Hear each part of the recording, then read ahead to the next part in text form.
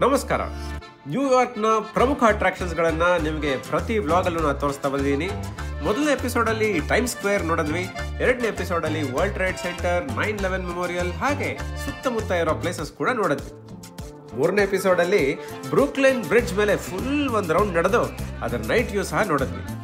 ನಾಲ್ಕನೇ ಎಪಿಸೋಡಲ್ಲಿ statue of liberty ಐಲ್ಯಾಂಡ್ಗೆ ಭೇಟಿ ಕೊಟ್ಟು ಆ ಸ್ಟ್ಯಾಚ್ಯೂ ಮೇಲೆ ಕೂಡ ಹತ್ತಿದ್ವಿ.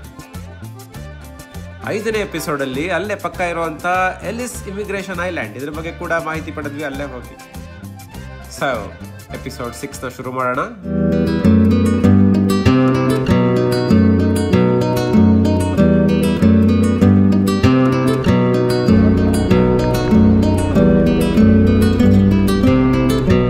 ಈಗ ನಾವು ನ್ಯೂಯಾರ್ಕ್ನ ಲೋವರ್ ಮ್ಯಾನ್ಹ್ಯಾಟನ್ ಏರಿಯಾಲಿದ್ದೀವಿ, ಅಂದರೆ ಡೌನ್ ಟೌನಲ್ಲಿದ್ದೀವಿ. ಇದರ ಹೆಸರು ಚಾರ್ಜಿಂಗ್ ಬುಲ್. ಇದು ಸುಮಾರು 35 ಇಯರ್ಸ್ ಓಲ್ಡ್ ಬ್ರಾನ್ಸ್ ಸ್ಟ್ಯಾಚ್ಯೂ. ಇದನ್ನ big bull of Wall Street ಅಂತ ಕೂಡ ಕರೀತಾರೆ. ಈ ಬಿಗ್ ಬುಲ್ ಜೊತೆ ಫೋಟೋ ತೆಗೆಸ್ಕೊಳ್ಳೋಕ್ಕೆ ಇಷ್ಟೊಂದು ಜನ ಕಾಯ್ತಾ ಇರ್ತಾರೆ. ಇನ್ಸ್ಟಾಗ್ರಾಮಲ್ಲಿ ಹಾಕೋಬೋದು ಅಂತ. ಸಿಕ್ಕಾಪಟ್ಟೆ ಫೇಮಸ್ ಈ ಬುಲ್ಲು. ಸೊ ಈ ಬಿಗ್ ಬುಲ್ ನೋಡೋಕ್ಕೆ ಸಖತ್ ದೊಡ್ಡದಾಗಿದೆ. ಬಿಗ್ ಬುಲ್ ಮುಖದ ಜೊತೆ ಫೋಟೋ ತೆಗೆಸ್ಕೊಳ್ಳೋದೇನೋ ಓಕೆ, ಬಟ್ ಇಲ್ಲಿ ನೋಡಿ ಎಷ್ಟು ಜನ ಹಿಂದ್ಗಡೆಯಿಂದ ಫೋಟೋ ತೆಗೆಸ್ಕೊತಾ ಇದ್ದಾರೆ. ಈ ಬಿಗ್ ಬುಲ್ ವಿಶೇಷತೆ ಏನಂದರೆ ಇದ್ರ ಹಿಂದ್ಗಡೆ ಕೂತ್ಕೊಂಡು ಇದರ ಬಾಲ್ಸ್ನ ಮುಟ್ಟಿ, ಅಂದರೆ ಇದರ ಟೆಸ್ಟಿಕಲ್ಸ್ನ ಮುಟ್ಟಿ ಫೋಟೋ ತೆಗೆಸ್ಕೊಂಡ್ರೆ ಎಕ್ಸ್ಟ್ರಾ ಲಕ್ ಅಂತ ಯಾರೋ ಹಬ್ಬಿಸ್ಬಿಟ್ಟಿದ್ದಾರೆ. ಆಗ್ಲಿಂದ ಸಿಕ್ಕಾಪಟ್ಟೆ ಡಿಮ್ಯಾಂಡು. ಎಲ್ಲರೂ ಬರೋದು ಹಿಂದ್ಗಡೆಯಿಂದ ಈ ಟೆಸ್ಟಿಕಲ್ಸ್ನ ಇಟ್ಕೊಳ್ಳೋದು, ಫೋಟೋ ತೆಗೆಸ್ಕೊಳ್ಳೋದು ಫುಲ್ ಡಿಮ್ಯಾಂಡು ಹಿಂದ್ಗಡೆಯಿಂದ. ನೋಡಿ ಮುಂದ್ಗಡೆಯಿಂದ ಜನ ಇದ್ರೋ ಇಲ್ವೋ ಫೋಟೋ ತೆಗೆಸ್ಕೊಳ್ಳೋಕ್ಕೆ, ಹಿಂದ್ಗಡೆಯಿಂದ ಫೋಟೋ ತೆಗೆಸ್ಕೊಳ್ಳೋಕ್ಕೆ ಎಷ್ಟು ದೊಡ್ಡ ಕ್ಯೂ ಇಲ್ಲಿ. ಅಲ್ಲಿ ನೋಡಿ ಜನ ಹೇಗೆ ಆ ಟೆಸ್ಟಿಕಲ್ಸ್ ಮಾತ್ರ ಉಜ್ಜಿ ಅದು ಆ ಗೋಲ್ಡನ್ ಕಲರ್ ಆಫ್ ಬ್ರಾನ್ಸ್ ಹಂಗೆ ರಿಟೈನ್ ಆಗಿಬಿಟ್ಟಿದೆ. ಬೇರೆ ಎಲ್ಲ ಪಾರ್ಟು ಆಕ್ಸಿಡೈಸ್ ಆಗಿ ಗ್ರೀನು ಬ್ರೌನು ಆಗ್ತಿದೆ, ಬಟ್ ಆ ಗೋಲ್ಡನ್ ಕಲರು ಟೆಸ್ಟಿಕಲ್ಸ್ ಅಲ್ಲಿ ಮಾತ್ರ ಉಳ್ಕೊಂಡಿದೆ.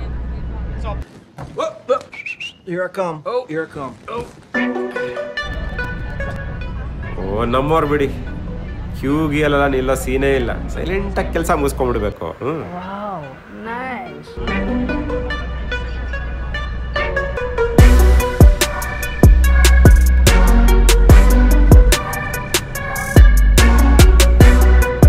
ನ್ಯೂಯಾರ್ಕ್ ಸ್ಟಾಕ್ ಎಕ್ಸ್ಚೇಂಜ್ ಅಲ್ಲಿ 1987 ಒಂದು ದೊಡ್ಡ ಮಾರ್ಕೆಟ್ ಕ್ರ್ಯಾಶ್ ಆಗುತ್ತೆ. ಎಷ್ಟೊಂದು ಜನ ದುಡ್ಡು ಕಳ್ಕೊತಾರೆ ಆ ಮಾರ್ಕೆಟ್ ಕ್ರ್ಯಾಶಲ್ಲಿ. ಅದರ ಪ್ರೊಟೆಸ್ಟ್ಗೆ ಈ ಸುಂದರವಾದ ಒಂದು ಸ್ಟ್ಯಾಚ್ಯೂ ಮಾಡಿಬಿಟ್ಟು ಪರ್ಮಿಷನ್ ಇಲ್ಲದೆ ಇಲ್ಲೇ ಇನ್ಸ್ಟಾಲ್ ಮಾಡಿಬಿಡ್ತಾರೆ. ಆಮೇಲೆ ಗಲಾಟೆಗಳಾಗಿ ಏನೋ ಆಗಿ ಇದೇ ಒಂಥರ ಐಕಾನಿಕ್ ಸ್ಪಾಟ್ ಆಗಿಬಿಡುತ್ತೆ.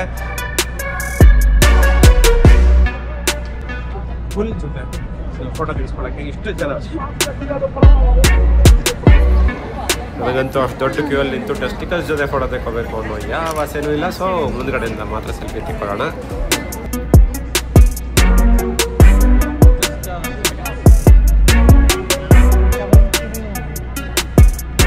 ಬನ್ನಿ.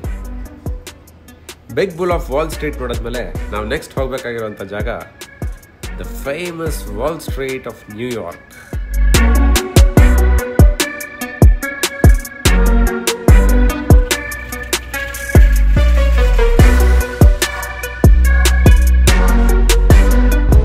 ವಾಲ್ ಸ್ಟ್ರೀಟ್ ಏನಪ್ಪ ಇದು, ಈಗ ಹಳೆ ಕಾಲಕ್ಕೆ ಕತ್ತು ಬಂತು, ಫೈನಾನ್ಷಿಯಲ್ ಡಿಸ್ಟ್ರಿಕ್ಟ್ ಅಂದ್ಕೊಂಡ್ರೆ. ಓ ಹೋಲ್ಡ್ ಆನ್.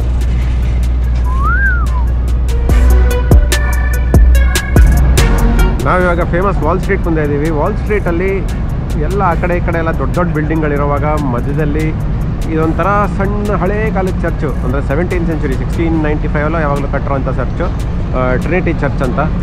ಅದು ಇಲ್ಲಿದೆ. ಇಲ್ಲೆಲ್ಲ ಇಂಥ ಬಿಲ್ಡಿಂಗ್ಸು, ಇದು ಮಾತ್ರ ಇಂಥ ಒಂದು ಚರ್ಚ್ ಮಧ್ಯದಲ್ಲಿ ಹಳೇ ಕಾಲದ್ದು.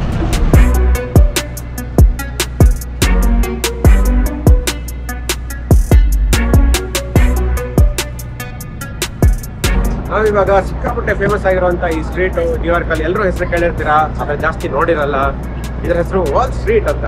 ವಾಲ್ ಸ್ಟ್ರೀಟಲ್ಲಿ ಮೇನ್ ಆಗಿ ಎಲ್ಲ ಫೈನಾನ್ಷಿಯಲ್ ಬ್ಯಾಂಕ್ಸ್ ಆ್ಯಂಡ್ ಮುಖ್ಯವಾಗಿ ನ್ಯೂಯಾರ್ಕ್ ಸ್ಟಾಕ್ ಎಕ್ಸ್ಚೇಂಜ್ ಇದೆ. ಆ ನ್ಯೂಯಾರ್ಕ್ ಸ್ಟಾಕ್ ಎಕ್ಸ್ಚೇಂಜ್ ಬಿಲ್ಡಿಂಗ್ನ ಸುಮ್ಮನೆ ಆಚೆ ನೋಡೋಣ ಅಂತ ಹೋಗ್ತಿದ್ದೀವಿ. ಈ ವಾಲ್ ಸ್ಟ್ರೀಟ್ ಇಷ್ಟು ಸಣ್ಣ ಸ್ಟ್ರೀಟ್ ಆದರೂ ಕೂಡ ಇದರಲ್ಲಿ ಇಡೀ ಪ್ರಪಂಚದ ಸ್ಟಾಕ್ ಮಾರ್ಕೆಟ್ಗಳನ್ನು ಇನ್ಫ್ಲುಯೆನ್ಸ್ ಮಾಡುವಂಥ ನ್ಯೂಯಾರ್ಕ್ ಸ್ಟಾಕ್ ಎಕ್ಸ್ಚೇಂಜ್, ಅತಿ ಹೆಚ್ಚು ಗೋಲ್ಡ್ ರೆಪಾಸಿಟ್ರಿ ಇರುವಂಥ federal reserve bank of New York, ಹಾಗೆ ಎಷ್ಟೋ ಫೈನಾನ್ಷಿಯಲ್ ಫರ್ಮ್ಸ್ ಕೂಡ ಇವೆ. ಈ ವಾಲ್ ಸ್ಟ್ರೀಟ್ಗೆ ಈ ಹೆಸರು ಯಾಕೆ ಬಂತು ಅಂದರೆ 400 ವರ್ಷದ ಮುಂಚೆ ಇಲ್ಲೊಂದು ವುಡನ್ ವಾಲ್ ಕಟ್ಕೊಂಡಿದ್ರಂತೆ ಎನಿಮೀಸ್ ಅಟ್ಯಾಕ್ ಮಾಡಿದ್ರೆ ತಡಿಯೋಕ್ಕೆ. ಸೊ ಆಗ್ಲಿಂದ ಇದಕ್ಕೆ ವಾಲ್ ಸ್ಟ್ರೀಟ್ ಅಂತಾನೆ ಹೆಸರು. ಅಲ್ಲಿ ಮುಂದೆ ಕಾಣಿಸ್ತಾ ಇರೋದು ನ್ಯೂಯಾರ್ಕ್ ಸ್ಟಾಕ್ ಎಕ್ಸ್ಚೇಂಜ್ ಬಿಲ್ಡಿಂಗು. ಅಲ್ಲಿ ಈ ಬಿಲ್ಡಿಂಗ್ದು ಹಿಂಭಾಗ ಇದೆ ಆಕ್ಚುಲಿ, ಆದ್ರೆ ಇಲ್ಲಿ ಕೆಲಸ ಮಾಡೋರಲ್ಲ ಇಲ್ಲಿಂದನೇ ಒಳಗೆ ಹೋಗೋದು. ಸೊ ಇದೊಂಥರ ಮೇನ್ ಎಂಟ್ರೆನ್ಸ್. ಈಗ ಇದ್ರ ಮುಂಭಾಗನ ಆಮೇಲೆ ನೋಡಕ್ ಹೋಗೋಣ. ಸದ್ಯಕ್ಕೆ ಇಲ್ಲೊಂದು selfie time.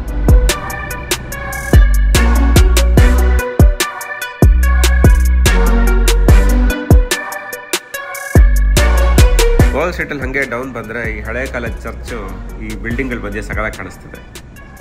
So New York stock ಎಕ್ಸ್ಚೇಂಜ್ನ ಫ್ರಂಟ್ ಸೈಡ್ ಇದು ನೋಡಿ, ಏನು ಎಷ್ಟು ಭವ್ಯವಾಗಿದೆ. ಈ ನ್ಯೂಯಾರ್ಕ್ ಸ್ಟಾಕ್ ಎಕ್ಸ್ಚೇಂಜು 1792 ಇಸ್ವಿಯಲ್ಲಿ ಜಸ್ಟ್ ಒಂದು ಮರದ ಕೆಳಗೆ ಇಲ್ಲಿ ಶುರುವಾಯ್ತಂತೆ. ಸೊ ಈಗ ನೋಡಿ ಹೆಂಗಾಗ್ಬಿಟ್ಟಿದೆ. ಆದರೆ ಆಗಿದ್ದ ಮರಗಳು ಈಗ ಒಂದೂ ಇಲ್ಲ ಇಲ್ಲಿ. ಇದನ್ನೇ ಡೆವಲಪ್ಮೆಂಟ್ ಅನ್ನೋದು. ಏನಿವೆ, ಈ ಬಿಲ್ಡಿಂಗು ಸುಮಾರು 120 ವರ್ಷ ಹಳೆ ಬಿಲ್ಡಿಂಗು.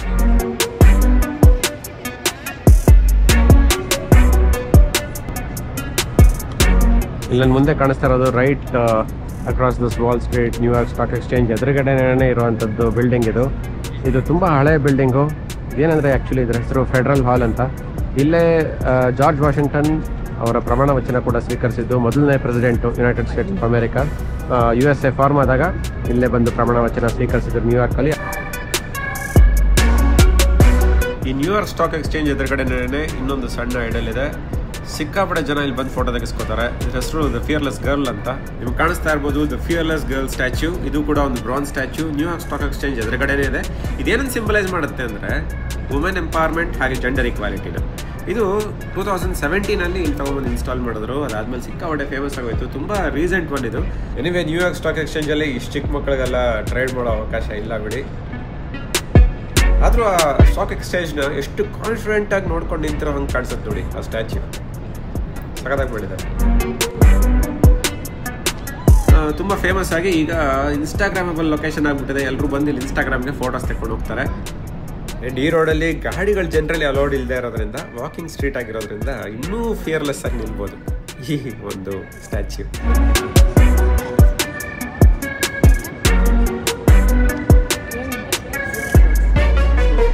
ಸೊ ನ್ಯೂಯಾರ್ಕ್ ಸ್ಟಾಕ್ ಎಕ್ಸ್ಚೇಂಜಿಂದ ಇವಾಗ ನಾವು ಸಬ್ವೇ ತೊಗೊಂಡು ಅಂದರೆ ಮೆಟ್ರೋ ಟ್ರೈನ್ ತೊಗೊಂಡು ಮಿಡ್ ಟೌನ್ ಮ್ಯಾನ್ಹ್ಯಾಟನ್ ಕಡೆಗೆ ಹೋಗೋಣ. ಇದು ಪೆನ್ ಸ್ಟೇಷನ್ ಅಂತ ಮಿಡ್ ಟೌನ್ ಮ್ಯಾನ್ಹ್ಯಾಟನ್ನಲ್ಲಿ.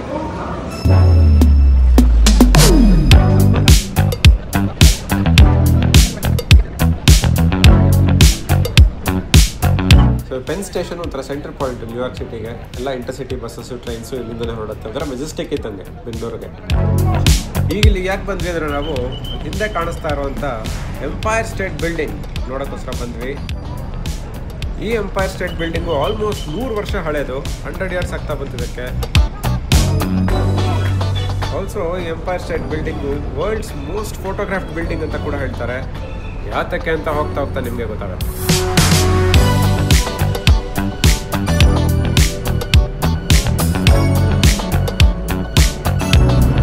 ಸ್ಕ್ವೇರ್ ಗಾರ್ಡನ್ ಒಂದು ಮಾಲ್ ಅಷ್ಟೇ ಇದೆ.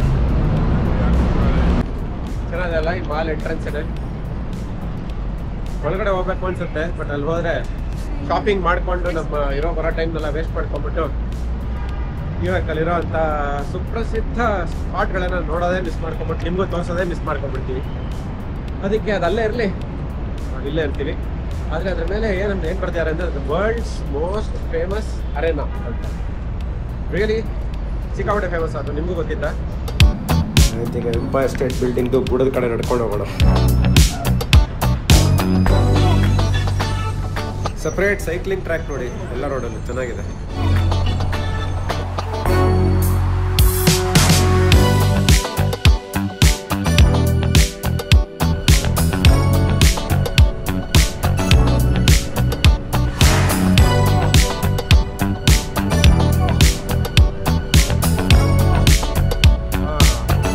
ಎಂಪೈರ್ ಸ್ಟೇಟ್ ರೋಡ್ಗೆ ಬಂದ್ವಿ. ಏನೋ ಈ ಬಿಲ್ಡಿಂಗ್ ನೋಡಿ ಇಷ್ಟು ಎತ್ತರ ಇದೆ. ಬಟ್ ಒಂದು ಕಾಲದಲ್ಲಿ ಇದೆ highest building in the world ಆಗಿತ್ತು. ಬಟ್ ಇದ್ರ ಪಕ್ಕದಲ್ಲೇ ಯಾವುದೋ ಡಬ್ಬ ಅಪಾರ್ಟ್ಮೆಂಟ್ಗಳೆಲ್ಲ ಬಂದ್ಬಿಟ್ಟಿವೆ. ಅದೇ ಇದಕ್ಕಿಂತ ಎತ್ತರ ಆಗ್ಬಿಟ್ಟಿದೆ. ಇದು ಪಾಪ ಚಿಕ್ಕದಾಗ್ಬಿಟ್ಟಿದೆ ಅದ್ರ ಮುಂದೆ. ಫೈನಲಿ ಇದರ ಬುಡಕ್ಕೆ ಬಂದ್ವಿ. ಎಂಪೈರ್ ಸ್ಟೇಟ್ ಬಿಲ್ಡಿಂಗ್ನ ಬುಡಕ್ಕೆ ಬಂದಿದ್ದೀವಿ. ಅಮೆರಿಕ ಚಿತ್ರದ ಹಾಡು ನೆನಪಾಗ್ತಾ ಇದೆ. BDA ಸೈಟ್ ಇನ್ ರೇಟಿಗೆ ಎಷ್ಟು ಆಗಿದೆ. ಎಂಪೈರ್ ಸ್ಟೇಟ್ ಬಿಲ್ಡಿಂಗ್ ಇಂತ ಎತ್ತರಕ್ಕೆ ಬೆಳೆದ್ಬಿಟ್ಟಿದೆ ಅಂತ ಅದಿದ್ ನೋಡಿದ ತಕ್ಷಣ ಅರ್ಥ ಆಯ್ತು. ಬಟ್ ಎಂಪೈರ್ ಸ್ಟೇಟ್ ಬಿಲ್ಡಿಂಗು ಚಿಕ್ಕದಾಗ್ತಾನೆ ಇದೆ, ಬೇರೆ ಎಲ್ಲ ಬಿಲ್ಡಿಂಗು ತುಂಬಾ ದೊಡ್ಡದಾಗ್ತಾ ಇದೆ. ಹಳೆ ಕಾಲಕ್ಕೆ ಚೆನ್ನಾಗಿತ್ತು ಸಾಂಗು ಅಲ್ವಾ. ಅಂಡ್ ಈ ಬಿಲ್ಡಿಂಗ್ ಅಲ್ಲಿ 102 ಫ್ಲೋರ್ಗಳಿವೆ. ಈ ಬಿಲ್ಡಿಂಗ್ ನ ಕಟ್ಟಿದಾಗ this was the world's tallest building and 1970s ವರೆಗೂ ಇದೇ ವರ್ಲ್ಡ್ಸ್ ಟಾಲೆಸ್ಟ್ ಬಿಲ್ಡಿಂಗ್ ಆಗಿತ್ತು. ಇದು front side of Empire State Building. ಒಂದು ಕಾಲದಲ್ಲಿ ಇದೇ ವಿಶ್ವದ ಅತಿ ಎತ್ತರ ಬಿಲ್ಡಿಂಗ್ ಆಗಿತ್ತು. ಆಮೇಲೆ ಎಷ್ಟೊಂದು ಹಾಲಿವುಡ್ ಮೂವಿಗಳಲ್ಲಿ ಇದರಲ್ಲೆಲ್ಲ ಯೂಸ್ ಮಾಡಕ್ಕೆ ಶುರು ಮಾಡಿದ್ರು. ಎಂಪೈರ್ ಸ್ಟೇಟ್ ಬಿಲ್ಡಿಂಗ್ ಸಿಕ್ಕಾಪಟ್ಟೆ ಫೇಮಸ್ ಆಗೋಯ್ತು. ಅಷ್ಟಕ್ಕೆ ನಮ್ಮ ವಿಜಯ್ ಮಲ್ಯ UBCT ಮಾಡಿದ್ರಲ್ಲ ಬೆಂಗಳೂರಲ್ಲಿ, ಅದು ಕೂಡ ಇದೇ ಡಿಸೈನ್ದು copy paste. Empire State building ಇಂದ ಹಂಗೆ ಮುಂದೆ ಬಂದಾವೀಗ ನ್ಯೂಯಾರ್ಕ್ ಪಬ್ಲಿಕ್ ಲೈಬ್ರರಿ ನೋಡಕ್ ಬಂದಿದ್ದೀವಿ.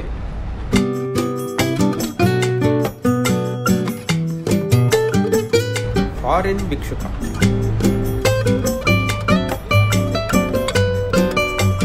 ಪುಸ್ತಕ ಓದೋ ಲೈಬ್ರರಿ ಅಂದ್ರೆ ಇಷ್ಟು ದೊಡ್ಡದಾಗ ಒಳ್ಳೆ ಪ್ಯಾಲೇಸ್ ಇದ್ದಂಗೆ ಇದೆಯಲ್ಲ ಗುರು, ಸೂಪರ್.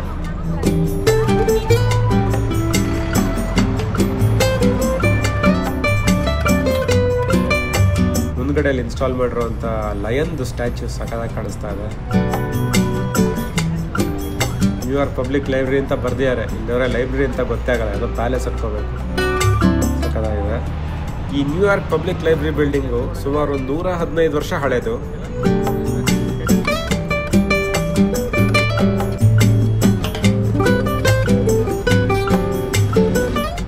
ನ್ಯೂಯಾರ್ಕ್ ಪಬ್ಲಿಕ್ ಲೈಬ್ರರಿ ಒಳಗಡೆ ಎಲ್ಲರಿಗೂ ಎಂಟ್ರಿ ಸಿಗುತ್ತೆ ಅಲ್ವಾ, ನನಗಿನ್ನೂ ಗೊತ್ತಿಲ್ಲ. Let's get in and check. ಈ ನ್ಯೂಯಾರ್ಕ್ ಪಬ್ಲಿಕ್ ಲೈಬ್ರರಿನ ಫುಲ್ಲು ಕನ್ಸ್ಟ್ರಕ್ಟ್ ಮಾಡಿರೋದು ಮಾರ್ಬಲ್ ಅಲ್ಲಿ. One of the largest marble made buildings ಅಂತಿದು. ಒಳಗಡೆ ಹೋಗಿ ನೋಡೋಣ ಹೆಂಗಿದೆ ನ್ಯೂಯಾರ್ಕ್ ಪಬ್ಲಿಕ್ ಲೈಬ್ರರಿ ಅಂತ. ಆಚೆಯಿಂದ ಅಂತೂ ಸಖತ್ತಾಗಿದೆ.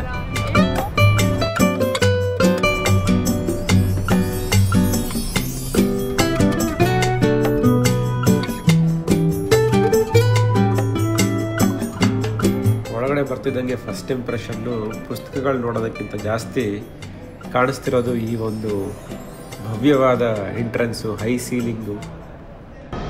ಏನು ಗುರು ಇದು ಪ್ಯಾಲೇಸ್ ಲೈಬ್ರರಿನ, ಪುಸ್ತಕ ಓದೋ ಲೈಬ್ರರಿನ ಈ ಥರ ಪ್ಯಾಲೇಸ್ ಥರ ಅರಮನೆ ಥರ ಮಾಡಿಟ್ಟಿದ್ದಾರೆ ಅಂದರೆ ಸೂಪರ್. ಹ್ಯಾಟ್ಸ್ ಆಫ್, ಸೂಪರ್ ಆಗಿದೆ.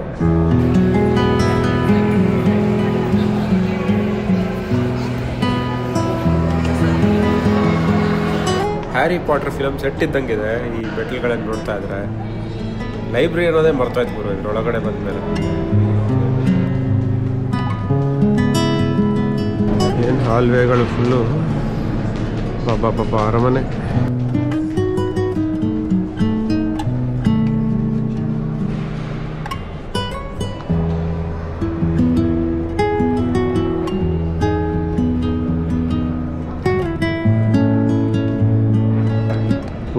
ಮಾರ್ಬಲ್ ಫುಲ್ಲು ಸಣ್ಣಕ್ಕಿದೆ. ಆ ಕಾಲದಲ್ಲಿ ಫುಲ್ ಮಾರ್ಬಲಲ್ಲಿ ಕಟ್ಬಿಟ್ಟಿಯಾನೆ ನೋಡಿ. ಒಳಗಡೆ ಹಿಂಗಿದೆ ಅಂತ ಹೇಳ್ತಾರೆ. ಎಲ್ಲ ಸ್ಟೂಡೆಂಟ್ಸ್ ಏನೋ ಓದೋರು ಏನೋ ಬುಕ್ಸ್ ನೋಡಿ ಇಲ್ಲಿ. ಓಹೋ ಅಲ್ಲಿ ಇನ್ನೂ ಭಯಂಕರ ಇದೆಯಲ್ಲ.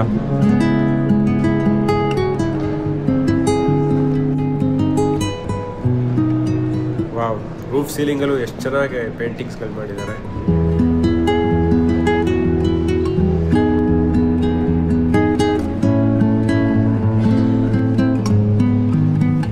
ಇಲ್ಲಿ ಬಹಳಷ್ಟು ರೀಡಿಂಗ್ ರೂಮ್ಸ್ಗಳಿವೆ, ಬಟ್ ಓನ್ಲಿ ಫಾರ್ ಮೆಂಬರ್ಸ್. ನಮಗೆ ಒಳಗಡೆ ಬಿಡಲ್ಲ, ಶೂಟ್ ಮಾಡೋಕ್ಕೂ ಆಗಲ್ಲ, ನೋಡೋಕ್ಕೂ ಆಗಲ್ಲ. ಆದರೆ ಇಲ್ಲೊಂದು ರೀಡಿಂಗ್ ರೂಮ್ ಓಪನ್ ಇದೆ, ಸೈಲೆಂಟಾಗಿ ಒಳಗಡೆ ಹೋಗಿ ನೋಡೋಣ.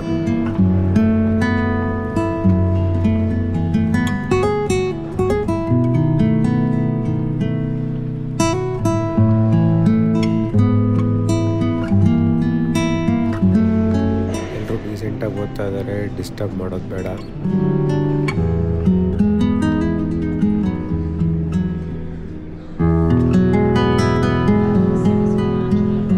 ಇಲ್ಲಿ ಬಹಳಷ್ಟು ಈ ಥರ ಬುಕ್ಸ್ಗಳನ್ನು ಡಿಸ್ಪ್ಲೇ ಕೂಡ ಮಾಡ್ತಿದ್ದಾರೆ. ಅಂದರೆ ತುಂಬ ಇಂಪಾರ್ಟೆಂಟ್ ಬುಕ್ಸ್ನ ಮ್ಯೂಸಿಯಂ ಥರ ಕೂಡ ಇಟ್ಟಿದ್ದಾರೆ ಒಂದು ಕಡೆ, ಅದನ್ನು ನೋಡ್ಬೋದು.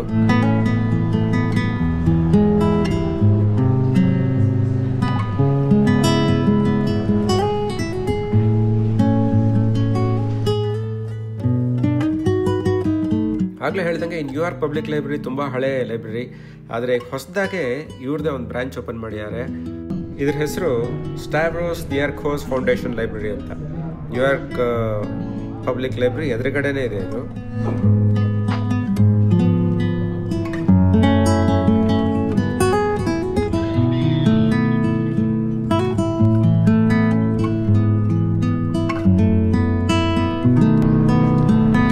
ಸೊ ಹಾಗೆ ಈ ಲೈಬ್ರರಿಯ 7ನೇ ಫ್ಲೋರಿಗೆ ಬಂದಾಗ ಒಂದು ಒಳ್ಳೆ ವ್ಯೂ ಕಾಣಿಸುತ್ತೆ. ಸೊ ಇಲ್ಲೆಲ್ಲ ಕೂತ್ಕೊಂಡು ಅದನ್ನೇ ನೋಡ್ತಾ ಕೂತಿದ್ದಾರೆ, ಕೆಲಸನೂ ಮಾಡಿಕೊಂಡು.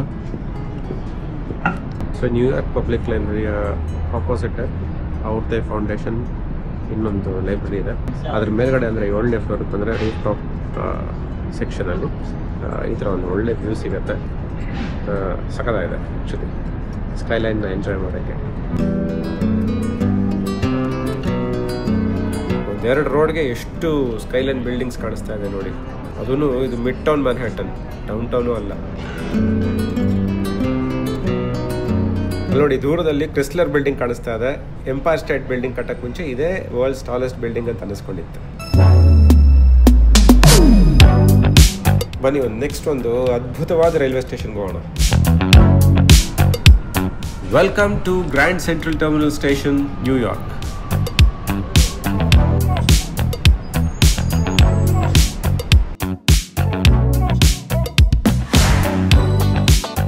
ಇದೊಂಥರ ಅದ್ಭುತವಾದ ರೈಲ್ವೆ ಸ್ಟೇಷನ್ ಅಂತ ಯಾತಕ್ಕಂದೆ ಅಂದರೆ ನಾನು this is the world's biggest railway station ಅಂತ ಹೇಳ್ತಾರೆ.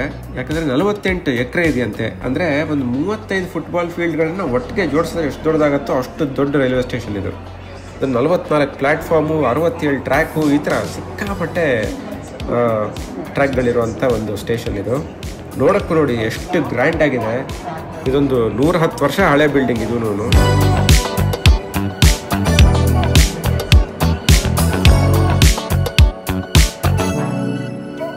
ಇದ್ರ ವಿಜುವಲ್ಸ್ ಕೂಡ ನೀವು ಸಿಕ್ಕಾಪಟ್ಟೆ ಹಾಲಿವುಡ್ ಫಿಲಮ್ಸಲ್ಲಿ ನೋಡಿರ್ತೀರ. ಫಾರ್ ಎಕ್ಸಾಂಪಲ್ ಹೋಮ್ ಅಲೋನ್ ಇಂಥ ಎಷ್ಟೋ ಫಿಲಮ್ಸ್ಗಳಲ್ಲಿ ನೀವು ಇದನ್ನು ಗ್ಯಾರಂಟಿ ನೋಡಿರ್ತೀರ.